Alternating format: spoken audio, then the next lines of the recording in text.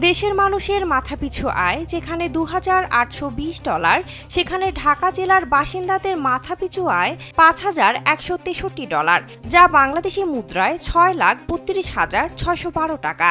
এটি জাতীয় পর্যায়ে মাথাপিছু আয়ের প্রায় দ্বিগুণ। শনিবার ডিসিসিআই প্রকাশিত ইকোনমিক পজিশন ইন্ডেক্স ইপিআই এর প্রতিবেদনে এ তথ্য তুলে ধরা হয় বলে সংগঠনের এক বিজ্ঞপ্তিতে বলা হয়েছে। বাংলাদেশ পরিসংখ্যান ব্যুরো বিবিএস এর ২০১১ সালের হিসেবকে ভিত্তি ধরে তারা ২০২৩-২৪ অর্থবছরে ঢাকা জেলার মানুষের মাথাপিছু আয়ের এই হিসেব করেছে। Japan Bangladesh joint venture company JBS holdings limited চলতি বছরের মে মাসে ২০২৪-২৫ অর্থবছরে মাথাপিছু আয় বেড়ে ইতিহাসের সর্বোচ্চ $২,৮২০ হওয়ার তথ্য দেয় রাষ্ট্রায়ত্ত প্রতিষ্ঠান বিবিএস।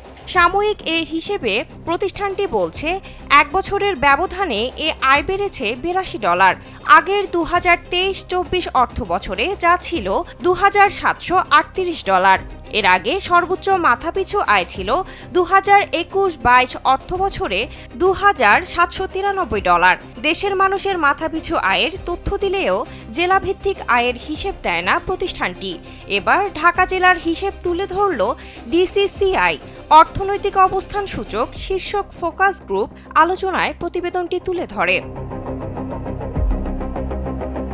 ব্যবসায়ীদের এ সংগঠনটির ভাষ্য, দেশের মোট জিডিপির ৪৬% ঢাকা কেন্দ্রিক, আর মোট কর্মসংস্থানের 40% রয়েছে এখানে।